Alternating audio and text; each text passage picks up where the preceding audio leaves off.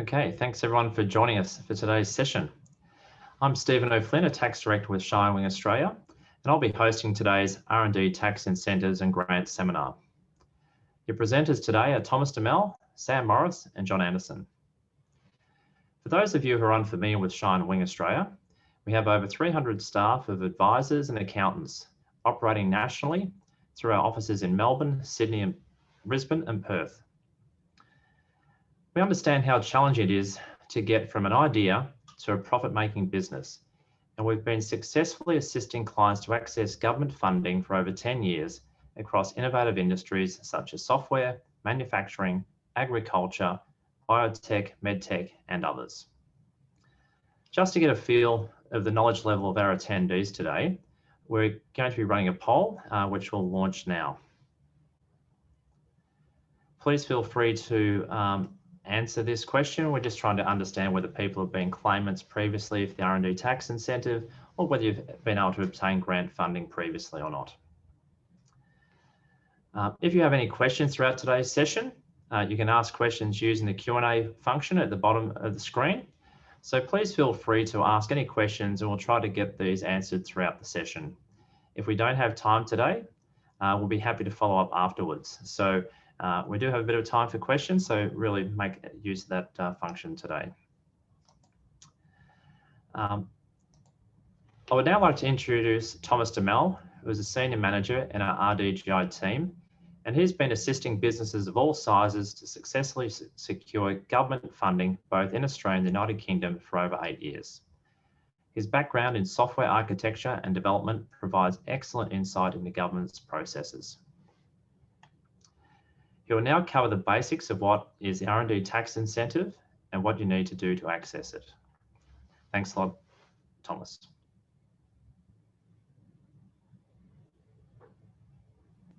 Thank you, Stephen. The R&D tax incentive is a very broad-based entitlement program, and it applies to all industry sectors.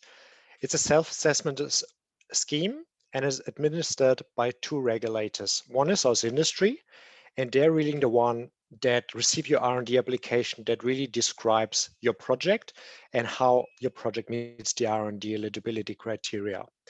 The second administrator is the Australian Taxation Office. How the scheme works is you submit an R&D application that registers your activity to Aus Industry, and that needs to happen within 10 months after your financial year end. So for the June 2020 financial year, it would have to happen up to April 2021, so next month.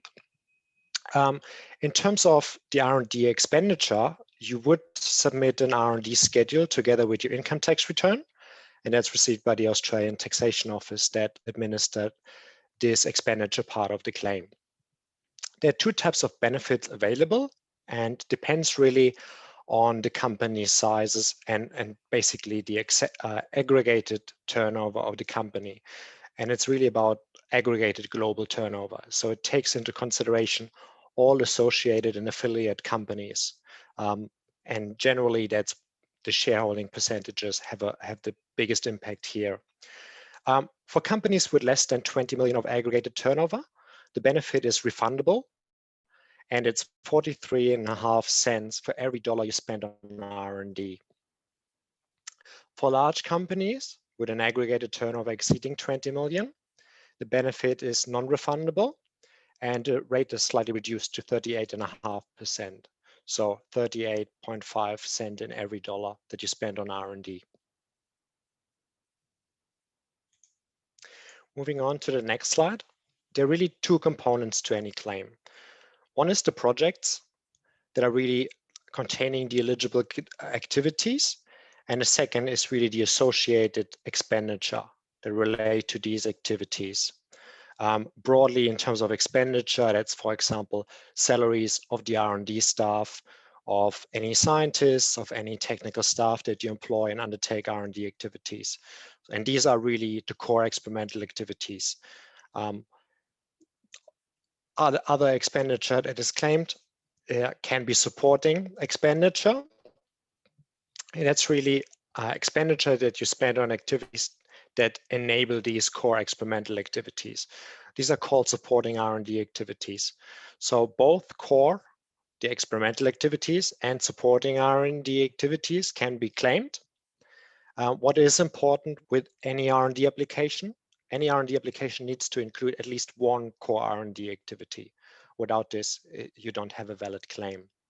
We help businesses to really identify what these different activities are and determine the eligibility. For core R&D activities, there are some exclusions, for example, and we work through all of these.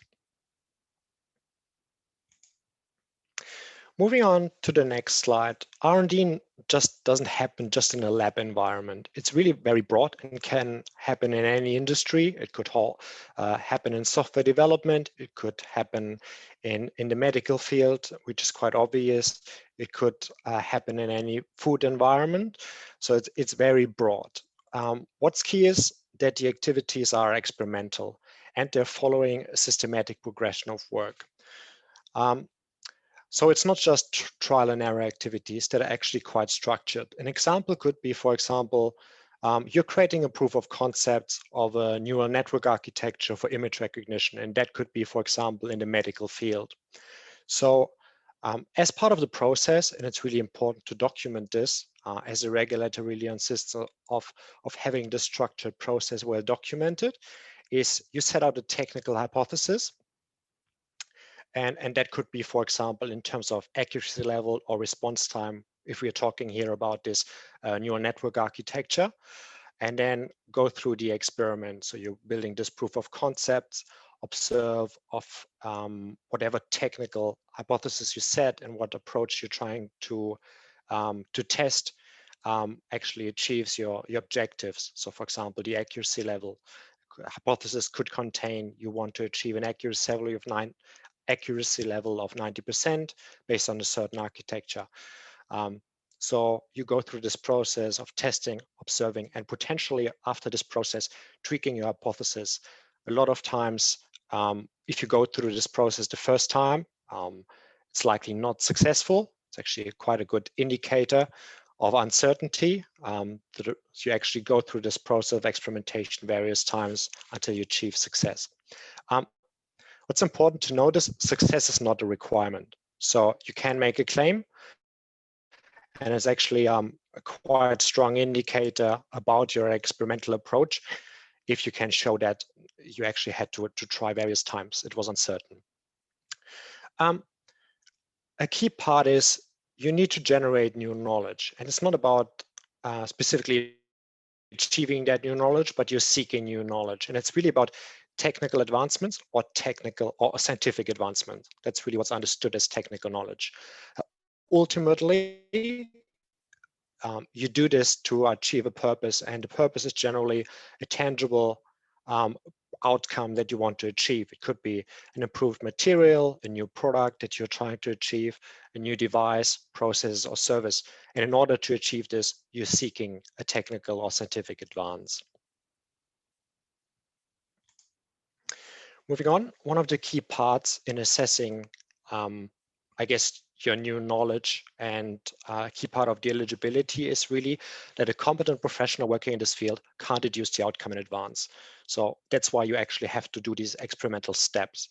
An expert in the field or the guidance available in the public domain can't give you the answers in advance. That's why you have to go through this experimental process.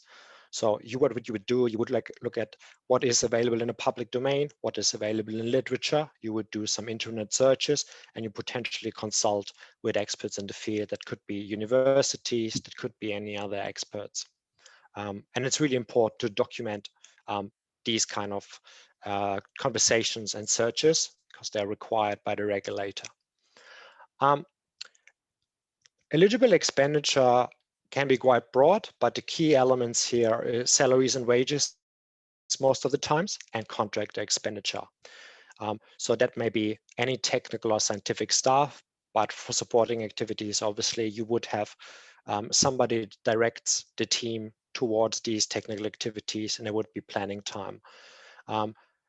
A key part of Calculating your eligible expenditure and substantiating is generally timesheets. That's best practice. And obviously, there are other expenditure categories that are also relevant. So you may claim company overheads, like a portion of the rent for the staff that sits in your office and undertakes the activities. Depending on the industry, there may also be other materials and consumables. What has been kind of seen over the years, time and time again, it's really important to be prepared. And it's really important to make the R&D governance part of a key process. So something that is really actively pursued and maintained. So as part of this, you would assess at the start the eligibility of your project. So you would do your backward research, your literature review to really see what knowledge is available in the public domain. And based on this, you would assess what are the knowledge gaps that needs to be overcome to really achieve your technical goals. And that's really the new knowledge that you're seeking. As I said before, you need a hypothesis, and some of the court cases have really shown if you don't have a hypothesis written down somewhere, if you don't have it documented, then this will cause challenges later in a review, and it's likely not to be successful. So you need a hypothesis, and simply testing and recording results is not enough. So it's not just trial and error. What's important to note is what a competent professional would consider routine, business as usual, is not generally eligible. It's really what causes uncertainty and what requires you to experiment. As part of the process, it's really important to document both the activities and how they qualify. So the literature reviews and the outcomes of those, but also the associated expenditure. So how much time was actually spent on these background researches and on the actual eligible experimental activities. Some technology innovations are not just your usual scientific processes, and especially in software development, a lot of companies now are quite agile and they try to minimize the documentation involved. What's important from a claiming perspective is that you still need to document the approach and results, and it's important to know how so that you actually capture just the relevant part of the process. So it's really important. In a lot of cases, business as usual documentation is not sufficient. There needs to be something happen in addition, and we can help with that. There has been already highlighted it slightly, but there has been a significant increase in the last couple of years in reviews, both from the ATO and the house industry. The regulators generally consider the scheme now as quite mature, and there has been sufficient experience and guidance available, and therefore the level of documentation required is relatively high. Generally, if it isn't well documented, it isn't eligible R&D, at least not in the regulator's eyes. What that really means is documentation and information can get lost over time, and reviews often happen later in the stage. It could be a year after the claim was submitted. It can happen later, and it can affect multiple years. So it's really important to spend some time focusing on this kind of record-keeping process. As a result, the R&D tax incentive is not something that can be really well managed at the end of the year. So it needs to be a continual and active focus. What's important to note, right at the start, I mentioned the rates that are available. These really apply for up to FY21. There is actually a reform of the R&D tax incentive, which was triggered or happened around the time of the budget last year. The key parts of this is really from a refundable point of view, it's more the calculation of the refund. So the benefit is now the benefit rate is now decoupled from the corporate tax rate, and it will take place from the FY22 year. So given that it's now decoupled, there's an additional rate of 18.5%, and that's in addition to the tax rate. And for these kind of smaller companies, that would be 25%. So the overall tax offset will still be the same. The second change happens to the larger companies that would be under the aggregated turnover of more than 20 million. That's really, first of all, an intensity calculation, an intensity measurement. So you measure the intensity that you spend money on R&D in comparison with money that you spend on other business activities like production. If you spend relatively small amounts on R&D, the rate would be similar to currently. However, if your business is very R&D intense, you actually get a premium for this. And with this, I'll hand over back to Stephen.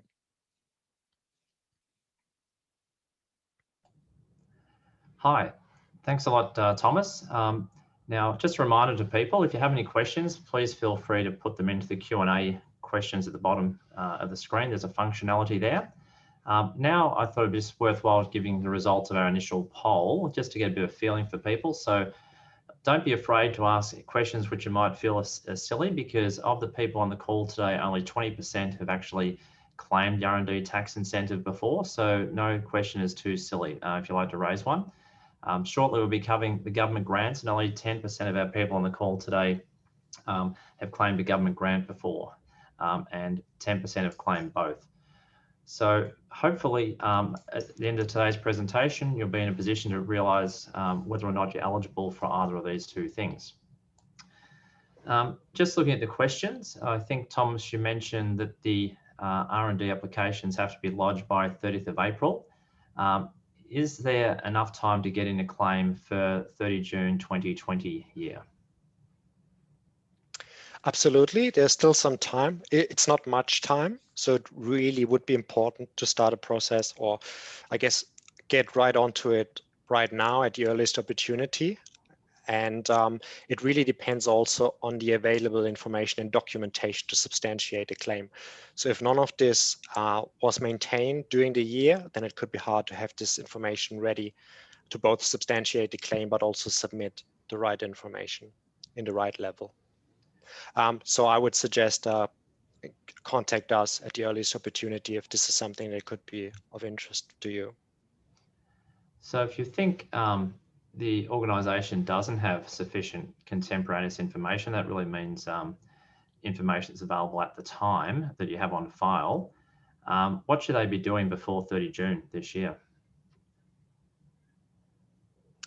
I would really recommend to start the process early. So whether that's for the current time and you have already started the activities, or these are activities that you start fairly soon, or maybe at some point in the future, it's really important to get the right processes in place early. So really have R&D governance process in place that set out a process for capturing what is the current knowledge available in the public domain. The background research is done, obviously why the outcome can't be deduced in advance, and then also a process for capturing the hypothesis and how it changes over time, and the experiments. So what we would recommend, and we help a lot of clients with this, is really get the right processes in place and make R&D governance kind of an active focus. And we basically can help with this with the right tools and processes. Thanks, Thomas. Obviously, the R&D tax incentive is an entitlement, and so therefore, as long as you qualify, you're entitled to receive the R&D tax incentive. So as long as you put all the documentation in place, you can do that. Now we're moving on to the second part of our presentation today, being grants. And grants obviously are discretionary, and it's on a case-by-case basis generally. So now I'll hand over to our next presenter, and it's going to be Sam Morris, who is a tax specialist director with over 20 years experience, and she leads our RDGI, which is the Research Development and Government Incentives section, and our not-for-profit services nationally. She takes a collaborative approach and really thinks strategically to assist her clients. She'll be assisted in this session on grants by John Anderson. He's a senior consultant in the team with a background in physics and a strong interest in core sciences. He secures government funding for a range of business sectors, particularly agriculture, manufacturing, and medical technologies. Thanks, Sam. Thanks, Stephen. Okay, so we're going to move on to the government grants landscape. Grants are effectively a way for local, state and federal governments to really respond to market challenges, particularly in key priority areas. Examples of those might be supporting the environment, perhaps with health initiatives, helping to establish new markets, or to really fire up jobs growth, which is what we're seeing at the moment. As a general rule, if you're going to be able to increase jobs in your home state or in the country more broadly, and just maybe need a little extra help to get there, there's a chance that you might be able to obtain some form of government support. By government support, most organisations think of financial support. I think that's the obvious place to start, but it can come in other forms as well. They might be, helping to overcome regulatory obstacles or assistance with zoning, planning, that type of thing. So it's a bit broader than just financial, but naturally that's where I think most people hope to land. It's important to be able to demonstrate a really strong commercial track record and that you can deliver projects on time and on budget, because that's what government want you to do with the project that they support. Competitive government grant programs can open up at pretty short notice sometimes and close quickly. They can be highly competitive in nature and require a lot of detail as to your proposed project, how you're going to deliver it, what benefits it will bring, and really how it will be funded. So although we're talking about potentially government funding, there are usually parameters around what the co-contribution should look like from the business perspective.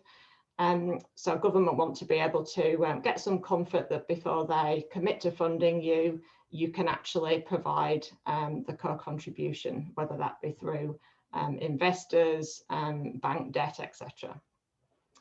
So it's really important to plan early and be in, a good prepared position, giving yourself the best chance of success. Something not many organisations think about is their visibility to government. Lots of businesses are very successful and really fly under the radar of government to a degree. And it can definitely be important for government to know who you are before you actually apply for any government funding. Building a relationship, socialising projects in advance can be very effective if done the right way.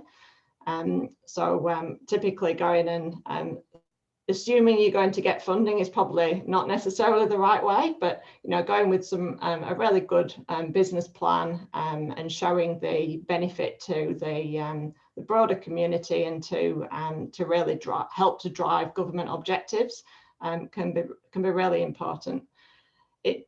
I'd probably say it doesn't guarantee success, but it can be a really important building block in the process that we go through. So competitive grants are generally from a pool of funds, and those funds are typically deployed over a number of different funding rounds. They can be spread out, maybe 6 months apart or maybe even a year or longer. So, you might miss one funding round, but you might be well positioned for the next.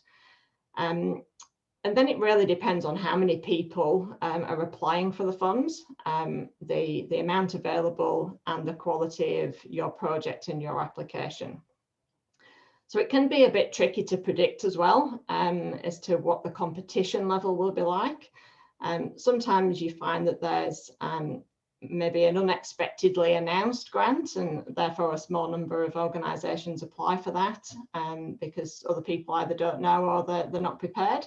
And then others would apply for future funding rounds. Other times, as we saw with the federal budget last year, there were big announcements around manufacturing and the amount of funding that would be set aside for the core priorities. So there's really been a big build up to those programs coming online.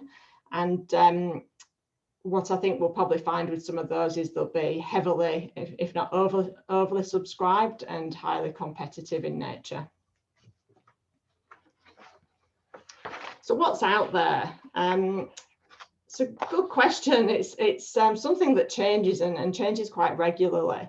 This is just a snapshot of a few of the programs that we've had quite some experience with. As we highlighted earlier, you know, there's competitive and non-competitive, or what we class as entitlement-based grants, of which R&D would be one. Export market development grants would be another. Different programs are really designed to target different industries and priorities, whether that be advanced manufacturing, renewable energy innovations, sometimes on the export market, as is the, and you know, and with the case of the likes of JobKeeper and business support grants, that was very much put in place as a direct response to the COVID-19 pandemic and not aligned to a particular industry. We've listed there discretionary funding, and I wanted to raise that particularly because it's essentially outside of the formal programs that are publicised. And this really consists of a more informal approach to government with a very focused strategy and request for support. This can be an effective solution if your project doesn't neatly fit into a specific program. It can, you know, still have some, your project can still have some real deep benefits to the economy, to job creation, and to assist with government priorities, but might just not be at the right time for an open program, or just a little bit out of kilter.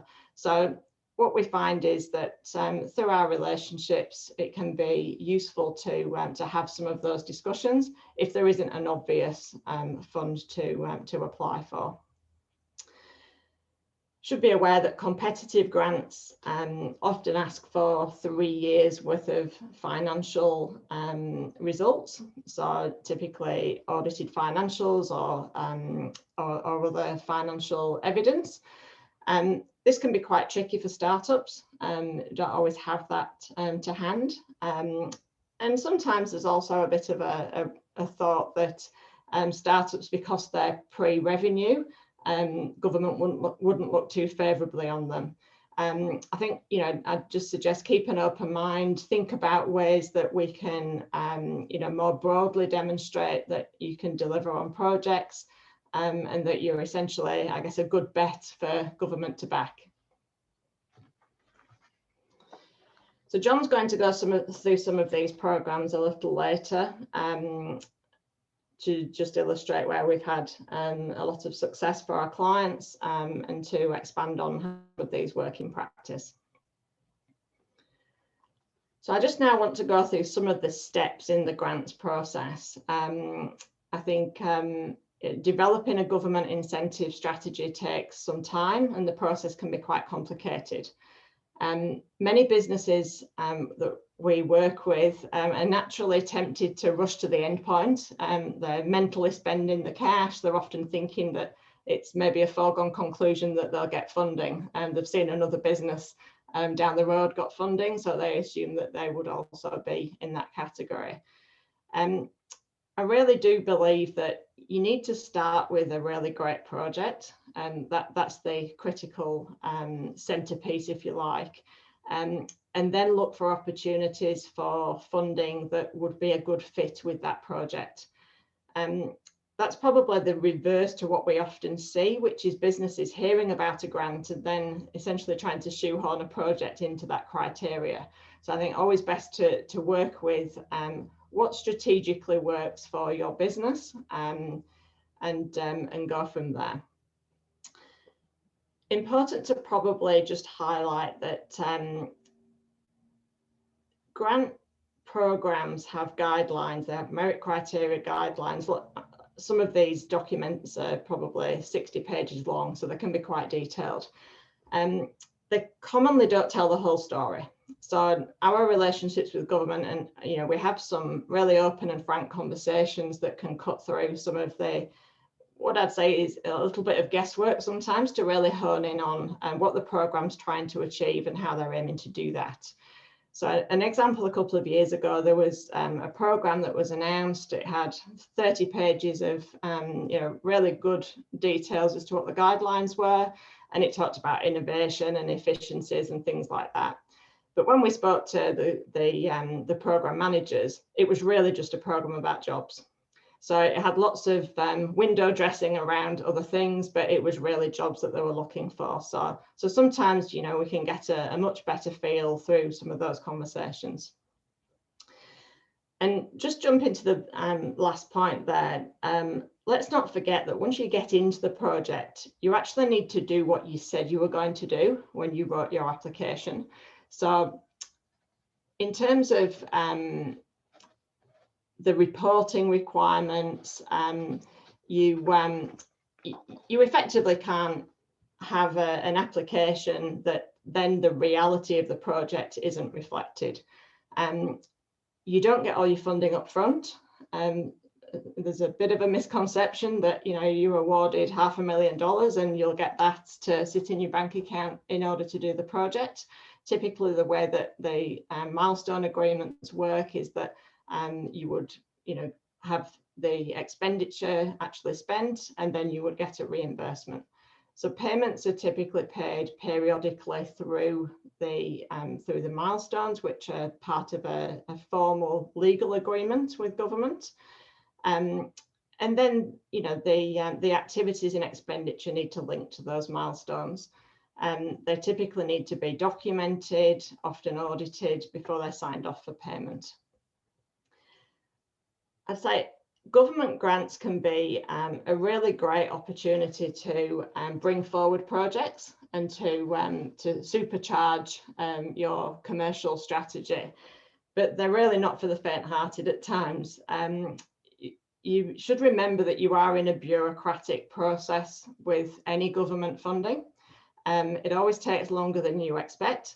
And importantly, you are not able to commence your project until you've had the formal offer of funding.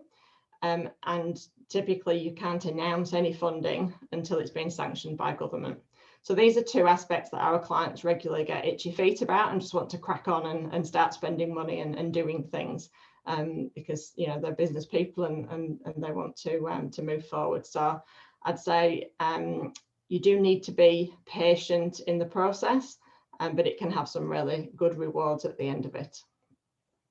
So I'm going to hand over to John now, who's going to highlight some of the current and upcoming opportunities. Beautiful. Thank you, Sam. Yes, so I think it's probably been heavily overstated in recent months and years, but we really are in unprecedented times. And when it comes to government funding, it's really no different. As Sam mentioned earlier, government funding is a way for the government to support industries when they're struggling. It's a way to encourage development in growth sectors. And it's really a way for the government to directly invest in businesses, which we've seen a fair bit of in recent years. I think it's pretty obvious that a fair bit of that spending has been very much focused around job creation, around keeping the economy ticking when everyone's at home. But now the government's really looking towards the future, how to expand and how to really grow our economy after what's been quite an exceptionally difficult 18 months. So JobKeeper would be, of course, the most obvious example of this. However, there have been a lot of other programs at both the state and federal level designed to support businesses and encourage business investment, with the end goal, of course, of creating more jobs and really encouraging that future development and growth and building a really strong foundation. We'd also mention that this year's also really highlighted our current reliance on the global supply chain. There are a lot of industries and businesses in Australia that really do rely upon imported materials and imported workforces even in order to continue their sustained growth over the last 10, 20 years.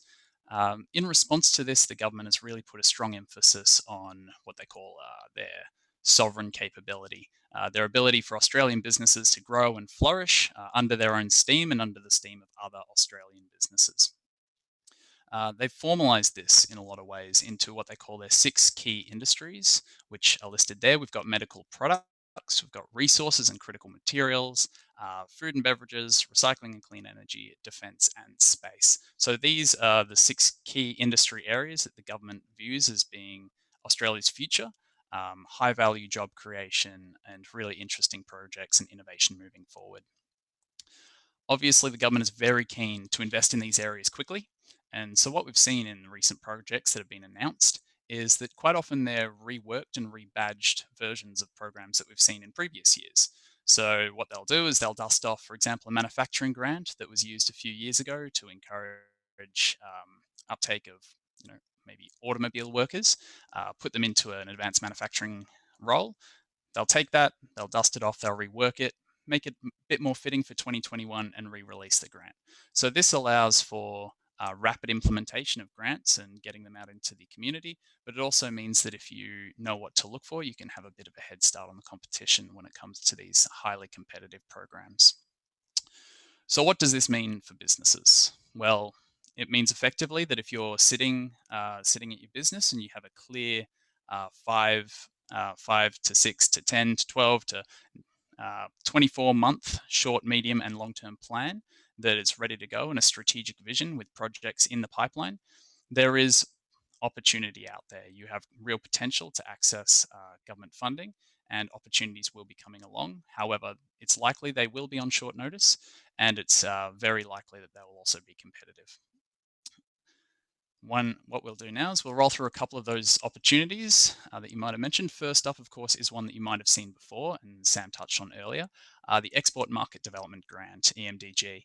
This is almost a perfect example of that rebadging and kind of renewing of a program that you might have been familiar with previously. So EMDG is one of those entitlement-based grants, and it offers reimbursements of up to $150,000 in grant funding for expenditure incurred in the previous income year on export focused marketing activities. So for example, if you were spending a couple of $100,000 on advertising in a foreign market, 50% of that may well be reimbursed through this program. This is a very, very mature program. It's been around for quite a long time, but there's been a recent review into the program in the light of everything that's going on around the world, and they're actually looking to revamp it for future income years. So I'll note really quickly, this won't impact the 2021 year, but from financial year 2022 onwards, this will apply. The reinvention means swapping the program from a retrospective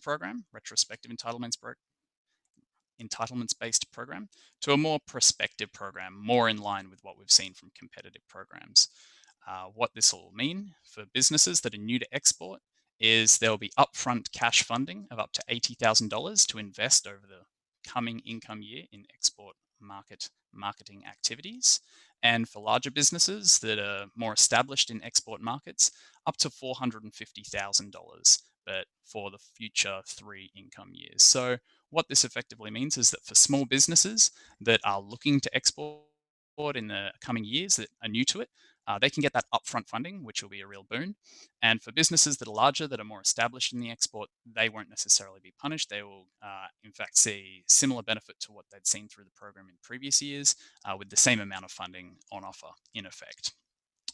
There's also some tweaks to eligibility around the program for future years. So what we would say is, even if you've been claiming this in the past, or if you've been considering claiming it in the past, please do get in touch because your eligibility may well be affected for future income years. Moving on, we have the Modern Manufacturing Initiative.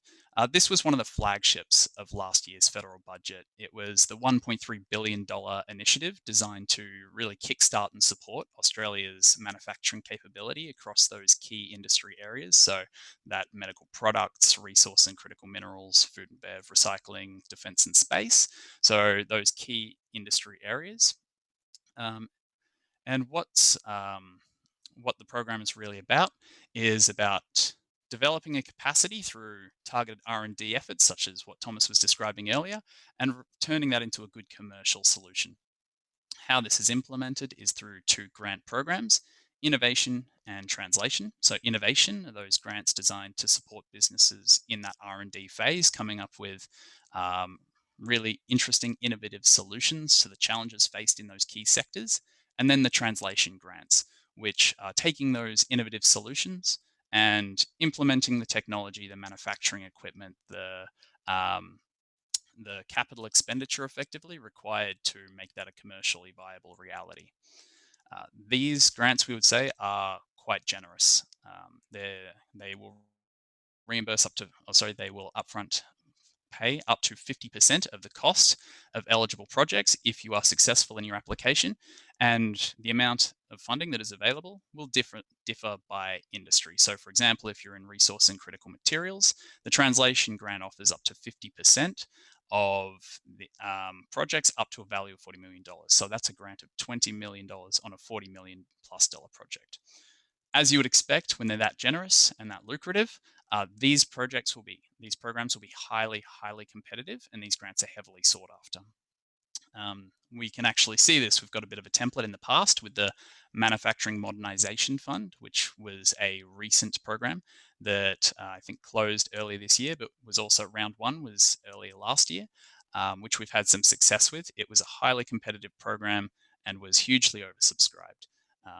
But having said that, what we've seen is that if you are well prepared in advance and you can put together a strong application, then it's entirely possible that you can find great success, lucrative success through these initiatives. Finally, as Sam earlier touched on, discretionary funding is an area that we have quite a lot of experience in, and it is probably the area that businesses have maybe heard about the least. It's very rare that you would hear about discretionary funding at a state or federal budget announcement. So as Sam touched on, these are typically given to projects that are strong candidates for funding. So they're creating jobs, they're increasing exports, they're encouraging innovation, they're doing all the right things, but they don't necessarily fit neatly within a formal program. That might be that the timing's just not right for a program, or maybe they don't fit within one of those key industry sectors. Maybe they're ancillary. So for example, you might not necessarily be in resource and critical minerals, but you might be in logistics, an ancillary sector that is required in order to make everything tick. So these grants can be incredibly lucrative, and they can be a really good fit for businesses who the formal channels just don't really line up for. These grants, even though they aren't through the formal channels, can match or sometimes even exceed the formal grant programs. That can be highlighted. We've recently secured a grant of approximately $1 million for a capital project that probably wouldn't have neatly fit into a formal program, but it did tick a lot of those other boxes. In order to tap into this area, you really do need to have strong connections within the relevant government departments. And I would say not only strong connections, but the right connections. Oftentimes we'll see that a business is looking to engage with government, and absolutely, I think that's a fantastic thing to do. And the first thing you do is you call the hotline that you're given, and you'll end up at the wrong level. If that doesn't work out, sometimes you might try and contact the minister instead. There's a real art to finding what level of government you really need to be engaging with in order to have the most effect in this area. Of course, having those connections is no guarantee, but it's definitely the best and I'd say almost only way to start. Brilliant. So across the board, how can we help in this area? The government funding landscape is incredibly dynamic and very, very competitive. From trying to identify what grants are out there, through to identifying one that maybe might fit for you, to reading through the 60 pages of documentation, to coming up, waiting for the opening date, to putting together an application, to submitting that application, and then waiting for a couple of months in order to hear whether or not you were successful. That all takes time. It's incredibly difficult to do. And it's entirely possible, as Sam mentioned, that you've read through that 60-page document and the keywords that they're really looking for weren't actually there. So it's incredibly challenging. It's a really difficult sphere, especially if you don't have a huge amount of time to invest in it. Time that, frankly, a lot of businesses can invest better into developing their strategic vision internally. So that's what we do. We keep an eye on the government funding landscape. We identify the grants that are out there. When there's a grant that is interesting and we think that might align with your strategic vision, we let you know. We come up with a government funding strategy around that. But beyond that, we also take the next step, which is engage with government, identify potential other opportunities that might also be there. A lot of these opportunities may well not be mutually exclusive. Some may actually be mutually exclusive. So we can kind of unpick all of that for you. So we will help with scouting the landscape, developing a strategic opportunity map for you, and then of course applying through grants, and then that ongoing management of the grant if you are indeed successful in securing funding. So what I would say is if you have any projects in the pipeline that have the potential to create jobs, increase your manufacturing capacity, increase exports, anything along those lines, or you just want to talk about your strategic vision, please do get in touch. Stephen, that's all I have to say. Back to you. Thanks.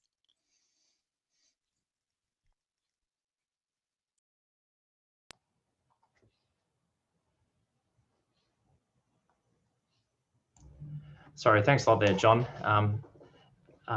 Now, people, hopefully if you have any questions, please feel free to use the Q&A function at the bottom of the screen. We're going to have a bit of a session now. We've got a few minutes to answer any questions. No question is too basic or silly. Feel free to put those in. We're also going to just run a second poll now. So that's going to launch now. So there, it should be on your screen. So obviously with the federal budget coming up, and there's a lot of government funding out there, a lot of people talking about it as government assistance for certain industries. We thought it'd be interesting to just get a bit of a feel from attendees at today's session as to what sort of government support you think the government should be providing. So there's a number of different options there. It's a multi-choice, so some people might think we should provide the lot, but probably try and focus on the areas that you think would be of greatest benefit for you. So I probably want to thank Sam and John for giving us the some detailed strategic insights to the grant programs. But before I do that, I might now go to Thomas. We did have a bit of a question that came up in the Q&A in relation to software. That's close to Thomas's heart. He does have a lot of passion for AI and software, and we've had a number of clients put in claims in that area, and that's probably where Thomas has a bit of a specialty. That they've said, I'll just read the question out. We're building a new software product that is highly innovative and made up of processes that do not exist in the market, but is built on leading edge, i.e. advanced but not experimental technology. Would this qualify? Thomas. That's a really good question.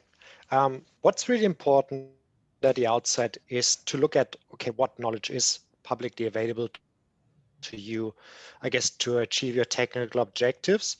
And that kind of really depends on what technologies your product is based on. If you're using, for example, the AWS cloud as part of your development, you would look at first the reference architectures available. The same with other platforms, Google Cloud or Microsoft Azure. So you would look at reference architectures, and obviously if you're using open source technologies, that would be part of that consideration too. What answers can you get from the community or from the guidance?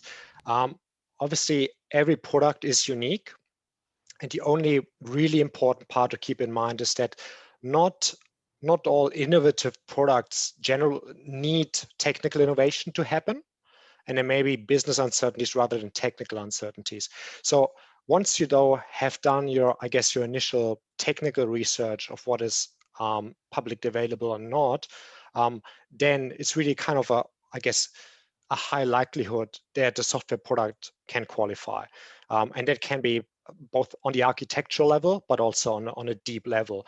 And that could be, for example, on the deeper level, really seeing how in different technologies, for example, database technologies, different messaging technologies will actually perform on a performance level. Depending on the industry, on the use case, you can't get these answers from documentation always, especially when you are kind of, the first one that applies that in that scenario. You mentioned the technology that they're using is advanced but not experimental. There's no requirement to use technology where the protocols, for example, are still in draft stage. But it can happen sometimes from that initial draft to mature protocol to then have a mature commercial product that is reliable and provides performance. It can actually be many years. So it's important to really see what in your case are the uncertainties and the knowledge gaps. So there could well be eligibility here. Thanks a lot, Thomas. Just for Sam or John, obviously, if there's a few new clients on the call today, so how would you normally engage with people who do not know what grants are actually available in the marketplace? How do you normally go about that, John? Yeah, Happy to take that one. Thanks. Yeah, and it is, again, a really good question.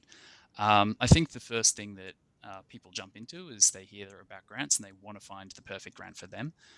Finding the perfect grant, it takes time. So the first thing that we really want to do is really get to know your business. What we really actually like to do in the first instance is have a sit down, have what we call just a bit of a workshop. In reality, it's a chat. We come out, we have a chat to you and the people in your business, see what you currently do, talk about your history. We've done this all over the place with a bunch of different businesses. It can be in a factory, it can be at a farm. To really get to know who you are, what you're planning on doing, what your business is about, and your strategic vision over the next couple of years. And what we find is from those discussions, we'll often walk away with a few different ideas. Maybe you're interested in looking at export in a couple of years. Maybe you're planning on investing in a new processing shed, something along those lines. Once we've had those discussions, we can then go away and we can have our discussions with our connections in government. And sometimes what that'll do as well is highlight a couple of other opportunities that might be available, either that are currently available somewhere else, or maybe that are upcoming that maybe not other people have yet had a chance to hear about. So, and then we will come back and then we'll start to develop a bit of a strategy around that. So we integrate your strategic plan with the programs that are currently available, along with the programs that we're expecting to be available in the short term. So we really try to develop that ground up strategy with you about developing an understanding of who you are and where you've been, developing an understanding of what you're planning on doing, and then seeing where we can fit government in to help more than anything. Thanks, John. We provide assistance for grants all across Australia. Sam, is there any difference in that location makes to the chances of getting a grant these days? Yeah, there can be. As we said before, there's typically state and federal grants and programs available. So usually how it works is the key strategic priorities of federal will be announced, and then the states will follow suit to some degree to align themselves with federal. So that is, at the moment there's a big emphasis on manufacturing. So Queensland, for example, would have a different fund to Victoria or to New South Wales, but they'd have similarities and themes to them. There's also then a difference between metropolitan and regional. So we work, if I just take Victoria as an example, we work with state government on both metropolitan and regional, but there are different agencies within that. So for example, Regional Development Victoria look after the regions and they feed in through to state government. So what they look for is a little bit different. So yes, we're talking typically about some form of growth, efficiencies, jobs, those types of things, but that can have a really different impact in a regional location to metropolitan. So if you're saying you can create 50 jobs for an example, 50 jobs in a in a Campbellfield factory location could be quite different to 50 jobs in a regional centre such as Shepparton, Benalla, and the flow-on benefits through more local communities can be quite different as well. So we look at a lot of different aspects around what are the upstream and downstream benefits for the project. So you could have, let's say, we'll stick with manufacturing, it's easier to explain. A manufacturer probably buying in some, forms of components or raw materials to make widgets, whatever, and then supplying those on to other businesses who might then use those in a further manufacturing process. So I guess the dynamic of metropolitan and regional is something to really explore, because it can have quite a profound impact in a smaller community where people are looking at buying in local, supplies of things. I wouldn't necessarily say that there was a difference in success levels, other than the fact that a really good project in a regional area is much more difficult to find than a really good project in a metropolitan area. So I think, naturally, there are some, opportunities regionally to really tap into from that perspective. Probably less competition, but also probably less funding available as well. So there's a bit of quid pro quo to that.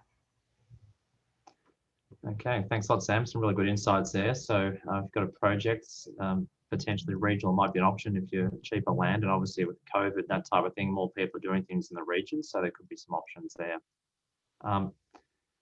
This sort of comes to the conclusion of our presentation today. Look, there might be some people who had some questions that they weren't comfortable sharing in an open forum, but if you want some specific tailored insights, I'm sure any of our panelists today would be more than happy to come out and give you a bit of a briefing. So obviously feel free to call Sam, Thomas, John, or myself. Just before we close out though, I just thought we'd have a quick look at the poll.